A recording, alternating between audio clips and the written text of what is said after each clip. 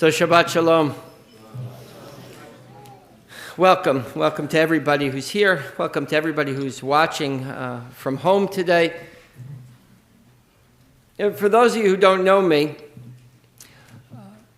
I'm the rabbi. But besides that, you might not know that I really prefer never to discuss my family from the pulpit. For those of you who do know me, know that's completely not true. But one of the things you don't know about me is that, for the most part, I really do not like people. Truth is, I do like people, I just don't like small talk. I'm not very good at it. While I can follow sports, I can't remember any statistics. I can remember vaguely who wins and who loses. I'm a big Met fan.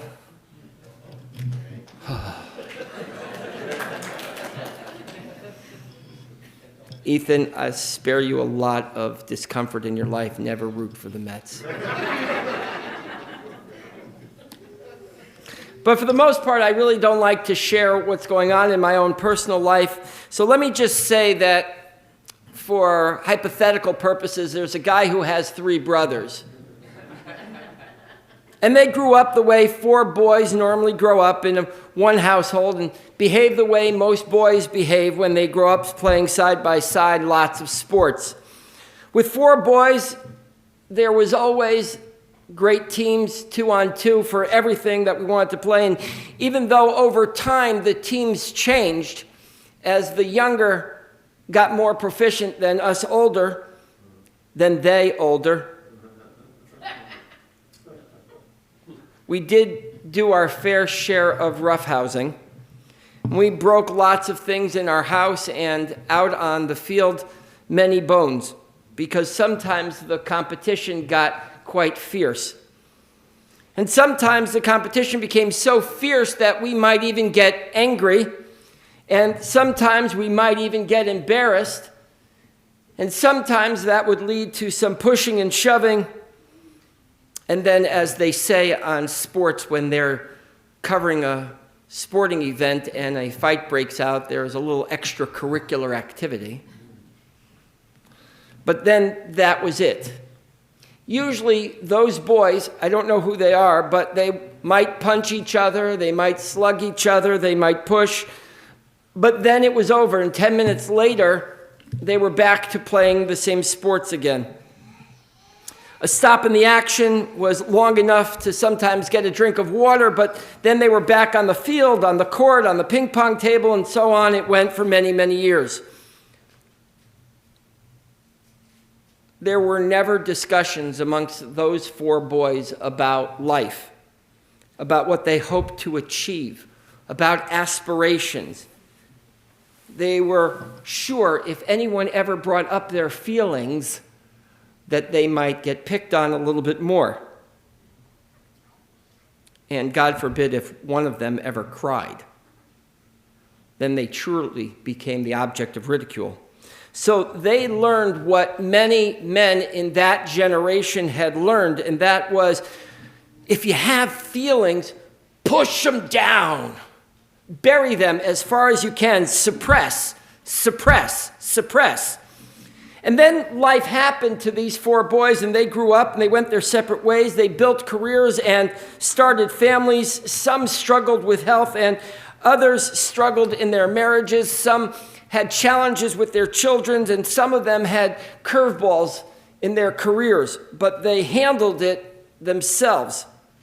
They saw each other occasionally at family gatherings, and then at those moments, they would immediately revert back to the children and the patterns that were existent when they were younger. Needless to say, there were many pulled muscles when they tried to recreate a race to see who was fastest. Turns out at 50 years old, it doesn't matter who's fastest, it just matters who finishes. Needless to say, they longed for, but lacked the vocabulary for, the closeness they really wanted. the intimacy that brothers growing up together should have. And as much as our society has been public about men's inability to find intimate friendships, I think it is neither correct nor politically correct to stereotype genders in that way. Our society is struggling. We are struggling because we're unable to see each other, because we're unwilling to see each other, because, quite honestly, I think our society is lazy. It's not prepared to do the hard work of intimacy. It's much easier to listen to a soundbite than it is to have a real substantive conversation about what's important, about what's meaningful, about what's purposeful. It's much more expeditious sometimes to just talk than to listen. It's easier to accept than to argue if we really don't understand. No one has time anymore. No one has patience anymore. No one has the skill anymore to have a worthwhile conversation so that we can become closer to one another. And I can't believe for 1 second that's what any one of us really wants.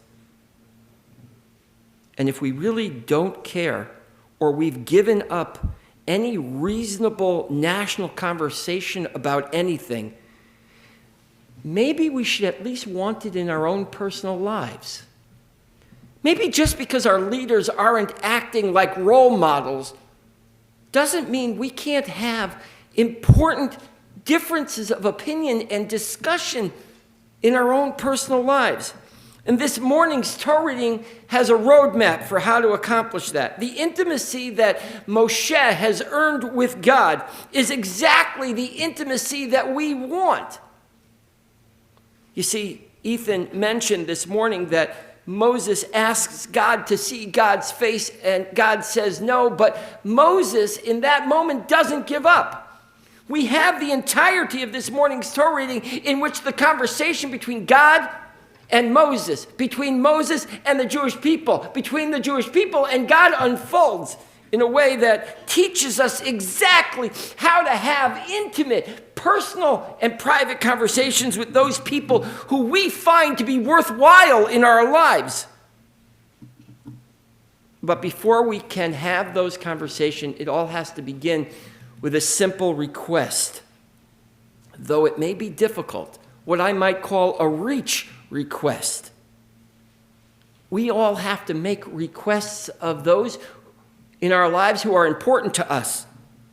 And we know, each and every one of us, that every time we make that request, we ask for something we need, that it's scary. We're afraid of rejection.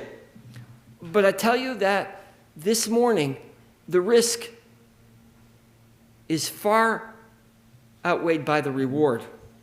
And so Moshe formulates the question. He formulates the request in a way of suggesting that we all have something to gain if we can build up the courage. Ve'ata imna matzati chen beinecha hodi'eni na et darkecha ve'edacha leman emtzachen beinecha orei ki amecha hagoy hazeh. If we have found favor in your eyes, God, then show us your ways. And then continue to give us the favor you have given us, the grace. Consider that we are your people, says Moses. We're connected. We're not going anywhere. We can build a substantive relationship together, and God responds immediately. God doesn't leave Moses hanging. God doesn't make Moses wait while God considers his response. God responds immediately. And that is what is required of each and every one of us. You know what it feels like to make a request of someone you love, and then they consider it. How we feel in that anxious angst of the moment. And God says, Vayomer pana yelechu v'hanochi lach. God said, I will be there for you. I will lighten your burden. I'm not going anywhere. You made the request, and I respond, I'm here for you. We can each imagine the moment between the time where we make a request and the answer comes that moment is incredibly vulnerable. Moshe shares his fears, and he feels vulnerable, and that vulnerability can be deafening at times. So Moses, even after God responds, gives voice again to his angst, he says, Vayomer elav im ein panecha ochim al telechu mizeh. If you're not with us, God, then we can't go anywhere. We ask that question of each other all the time in important relationships. Will you go on this journey with me? I'm afraid I'm going down a rabbit's hole, and I need you to stand by my side. You see, even after Moses says, I'm here for you, even after God says, I'm here for you, Moses says, I didn't hear what you said. And you know what it means to be on the receiving end of someone not hearing you, because the anxiety overwhelms them, because the emotion is too difficult for them. They actually become deaf and they can't hear anything. And in that moment, God remains silent, not absent, but quiet, to give the other space to find their own affirmation. We do it all the time,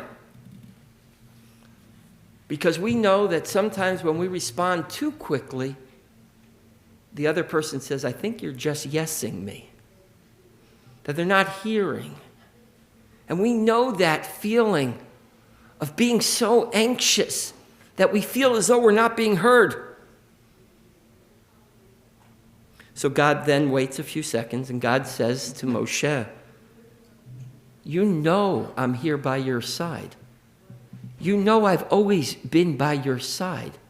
I've never once abandoned you. I've never once left you in the dark. God says, I'm going to be with the Jewish people like I've always been with the Jewish people. And we need to find a way to give voice to that in the most sincere and earnest capacity. We need to show that intimacy means patience. And that means that no matter how many times a person who we love, who we actually care about, asks us for something, we need to not run out of patience. We need to be able to be there in that moment and not say, are you not listening to me? And let it erupt into an argument. Intimacy means we take the other's hang-ups and understand that they're theirs, not ours, and that we can be there for them. Vayomer ani avir kol tuvia panecha v'karati b'shem Adonai. God says, I'm going to be there for everything. I'm going to be there with you for the good and for the bad. I'm not going anywhere. All you have to do is say, God, where are you? And God will appear. All you have to do is call out, and God will be in your life. This isn't just about having God in our lives. God and Moshe, as I said earlier, Moshe and the Jewish people and God are giving us a model for intimacy in our own lives. Whether you believe in God or not, that's your own personal choice. But whether you believe in your partner, in your friend, in your sibling, in your child, in your parent, that's your place. God doesn't say, how many times do I have to reassure you? God doesn't ask, why don't you believe me? God doesn't take it personally. God knows Moses' insecurity. God knows what it means to be afraid. God knows the fear of the Jewish people. And God says, it's your hang-up, not mine, but don't worry, I'm not going anywhere. God understands that being able to trust only comes with time and with actions. The Jewish people are going to be insecure in their understanding of their relationship with the Almighty until they're not. It's the Or HaChaim, Reb Chaim ben Moshe ibn Attar in the 17th century, who teaches something so powerful. Drawing on a statement that God makes, the Or HaChaim emphasizes, just look at my track record. Asher ata mar'eh be'otzem haflagat ha'avat v'hashchakat. God says through the Or HaChaim, just look at my track record. Have I not been there for you every time? Did I not take you out of the land of Egypt and bring you to promised land? Did I not give you water when you were thirsty in the desert? Did I not bring you food when you were hungry? The Or HaChaim says, look at God's track record. And with those who we really care about and who deserve our attention, look at their track record. Have they been there for you? Are they worthy of your intimacy? And then the Or HaChaim says, it's a two-way street. Kifi shi'ur hachana shaya oseh Moshe haklaplat pnei shchina.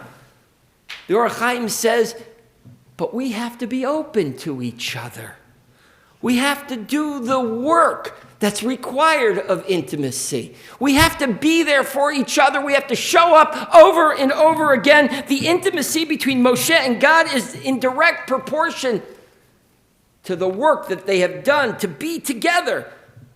We have to be open on some level to this relationship. So simple what the Or HaChaim says. He says, you get out what you put in. The only question that remains for any of us today with regards to any of the relationships we're in is, are you in? Do you want it? Do you want that sincere, deep, significant, intimate relationship? And if you do, then you have to be prepared to ask for what you want, figure out what you need, and then willing to put in the work. So anyways, those brothers grew up. They lost a parent, and they began to work through the logistics of the inheritance. Kiddush cups and talesim, books and ties, watches and rings. And somewhere along the line, they made the conscious effort to change the conversation. Now those brothers speak every Friday. The first block is always about sports and television. The second is usually about books and what's going on in the news, though we don't spend too much time on that because some of us are right and others are not. But then, always in the third block, we talk about the same thing. What's going on in our lives? How are our children's health? And are they growing? We talk about the challenges of marriage. We talk about the difficulties of career. We talk about what brings joy and what sometimes kicks us when we're down. We talk about our health and which parts aren't working this week. And then we always end up with who's in better shape. But we never talk about who has the most hair. We come together every week and we share the wisdom of life experience. So they made a choice. We all have a choice to make. Our leaders, they're not going to model it for us. In many cases, our parents aren't going to or may not have been able to. But that doesn't mean it can't be. Our sacred tradition, as I hope I've shown you this morning, has taught us that we can live more meaningful lives. You know what they say? You only live once, but if you do it right, once is enough. Shabbat Shalom. We continue with Musaf. It's introduced by the Chatzi Kaddish, page 184. Please rise.